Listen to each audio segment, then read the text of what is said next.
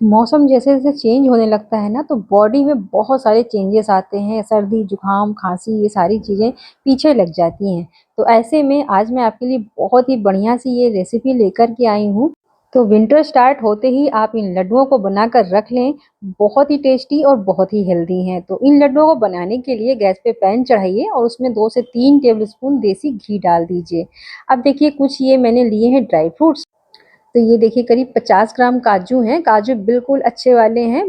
तो ये टुकड़ा काजू बिल्कुल भी नहीं है। साथ में 50 ग्राम बादाम ले लीजिएगा, किशमिश ले लीजिएगा 50 ग्राम और मखाने भी हमने ले लिए हैं इसी तरीके से 25 ग्राम।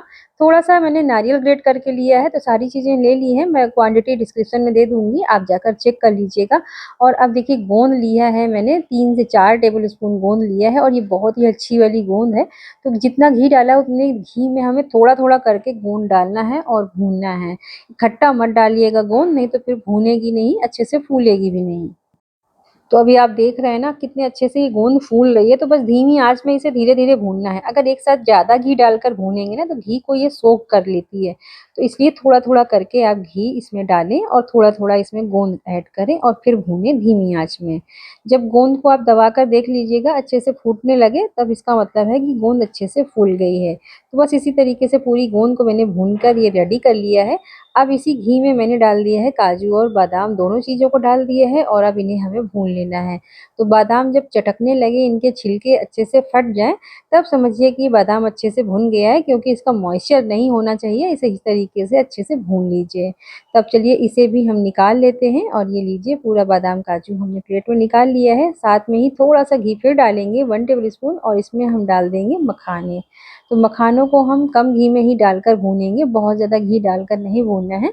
मखानों को ना धीमी आँच में भूनिएगा तो बहुत ही अच्छे से ये भुन जाएँगे, एकदम बढ़िया से क्रैक्स हो जाएँगे। तो ये देखिए धीमी आँच में थोड़ा-सा टाइम ज़रूर लगेगा, लेकिन आप बहुत ही अच्छे से इसे भून पाएँगे जब धीमी आँच में भूनेंगे।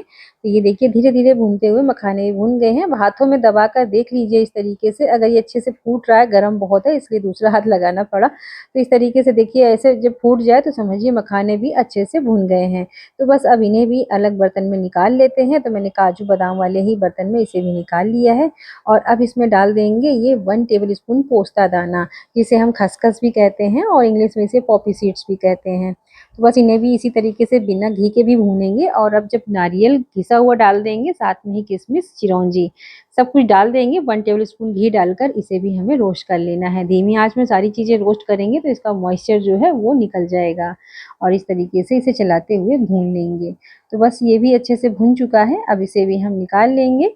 देखिए अलग बर्तन में इसे भी निकाल लेते हैं। अब फिर से गैस पर सेम पैन ही चढ़ा देंगे और इसमें डालेंगे घी। तो ये देखिए 2 टेबलस्पून से 3 टेबलस्पून करीब घी डाल दीजिए और इसमें डालिए 3 चम्मच बेसन। जी हाँ दोस्तों, ये जब आप ट्रिक लगाएँगे ना तो आपके ये आटा के लड्डू बहुत ही टेस्टी बनेंगे।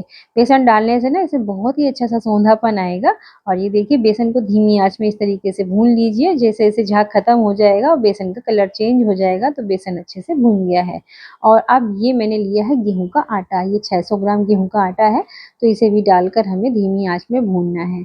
अब देखिए इसे हमें घी डाल-डाल कर भूनना है, लेकिन घी एक साथ बिल्कुल भी नहीं डालेंगे, घी जो है ना वो बैचेस में डालेंगे। यानी कि थोड़ा-थोड़ा करके घी डालेंगे और आटे को भूनते जाएँगे, क्योंकि एक साथ अगर घी डाल देंगे ना तो आटा भूनने में दिक्कत हो जाती है। बहुत ज़्यादा इसमें घी हो जाता है तो चला नहीं पाते हैं और इस तरह से सूखा-सूखा जब हम भून लेते हैं ना धीरे-धीरे करके तो बहुत ही अच्छे से आटा भुन जाता है। फिर से इसमें मैंने घी डाला है थोड़ा-सा और इसके बाद फिर से इसे हम भूनेंगे। तो कुछ देर इसी तरीके से भूनिए, फिर घी ऐड करिए, फिर भूनिए। इस तरीके से बहुत ही अच्छे से भुन जाता है और जल्दी भुन जाता है। तो देखिए धीरे-धीरे करके आटे ने कलर चेंज कर दिया है और आटे से अब ना धीरे-धीरे खुशबू भी आने लगी है। तो फिर से घी ऐड करेंगे और फिर इसे भूनेंगे। फ्रेंड्स, ये जो लड्डू है ना बहुत ही हेल्दी होते हैं, तो आप इन्हें विंटर स्टार्ट होते ही बनाकर ज़रूर रख लीजिए। सुबह के समय ना एक लड्डू आप दूध के साथ लेंगे तो बहुत ही एनर्जी देगा और शरीर में जब ताकत होती है तो बहुत सारी बीमारियां अपने आप ही गायब हो जाती हैं। और साथ ही इस लड्डू को खाने के बाद में ना आपको कुछ देर तक भूख का भी एहसास नहीं होगा। तो ये बहुत ही हेल्दी और बहुत ही टेस्टी बनते हैं ये लड्डू, तो इन्हें बनाकर ज़रूर एक बार ट्राई करिएगा। अब देखिए आटा अच्छे से भुन चुका है, क्योंकि आटा जब भुन जाता है तो बहुत ही अच्छी-सी खुशबू आने लगती है। तो अब इसे हम एक अलग बर्तन में निकाल लेंगे, क्योंकि पैन जो है अभी बहुत हीट है, इसे हमें ठंडा करना है। तो देखिए इसे इस तरीके से फैला देंगे ताकि ये अच्छे से ठंडा हो जाए। अब इसी समय मैंने इसमें फ्लेवर के लिए इलायची डाल दी है हाफ टी स्पून, ताकि एक अच्छा-सा टेस्ट आ जाए, और इसे हमें मिक्स कर देना है। और अब इसे रख देंगे ठंडा होने के लिए। साथ ही अब इधर जो हमने गोंद भून कर रखे थे ना, तो इन गोंद को ना हल्का-हल्का सा हमें मैश करना है। ये देखिए इस तरीके से एक ग्लास लेंगे और इस तरीके से हल्का दरदरा इसे इस तरीके से हम कूट लेंगे। आप चाहो तो मैशर वगैरह से भी कर सकते हो, मिक्सी में मत करिएगा, क्योंकि उसमें बिल्कुल बारीक हो जाएगा। थोड़ा-थोड़ा ये मुँह के नीचे आता है तो इसका क्रंची टेस्ट अच्छा लगता है लड्डुओं में खाने के लिए। तो देखिए इस तरीके से हम कर लेंगे ताकि अच्छे से ये मैश हो जाए। अब लेंगे ग्राइंडर जार। अब इसमें मैंने पहले चीनी पीसी हुई थी, क्योंकि दिन भर का काम रहता है तो बार-बार अगर वॉश करेंगे तो गीला होता है, फिर बहुत ही समस्या हो जाती है, इसलिए मैंने इसे वॉश नहीं किया है, चीनी ही पीसी थी।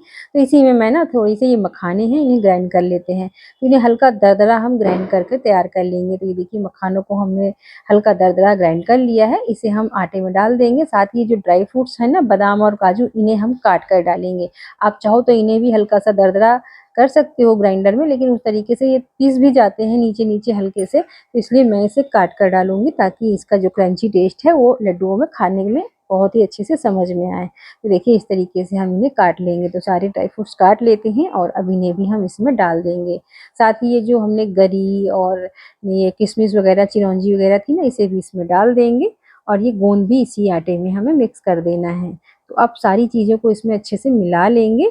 ये देखिए सारे ड्राई फ्रूट्स आटे के साथ में खूब अच्छे से मिक्स हो जाएँगे, और इस समय यकीन मानिए फ्रेंड्स, बहुत ही अच्छी खुशबू आ रही है मेरे किचन में। ऐसा लग ही नहीं रहा कि ये आटे के लड्डू बन रहे हैं। तो ये देखिए अच्छे से इसे मैंने मिला लिया है, और अब इसमें डालेंगे हम तगार। तो ये देखिए मैंने ली है ये 300 ग्राम तगार। आप चाहो तो गुड़ के लड्डू अगर आप बनाना चाहो तो गुड़ की भी बना सकते हो, लेकिन ये चूँकि मुझे ऑर्डर पे देना था तो कस्टमर की डिमांड थी चीनी के लड्डू की, इसलिए मैं इसमें तगार डाल रही हूँ। तगार जो चीनी का बूरा आता है ना, वो डालना है।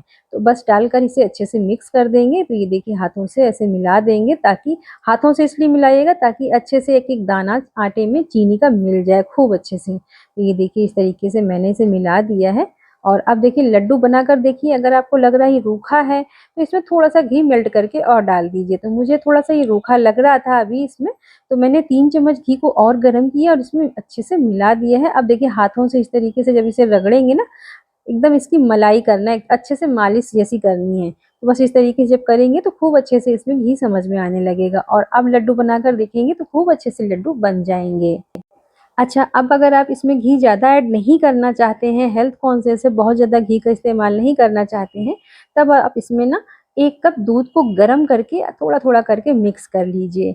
तब आप उसको डाल कर के लड्डू बना सकते हैं। और ये देखिए सारे लड्डू बनाकर मैंने तैयार कर लिए हैं, बहुत ही टेस्टी और हेल्दी लड्डू बन कर के तैयार हैं।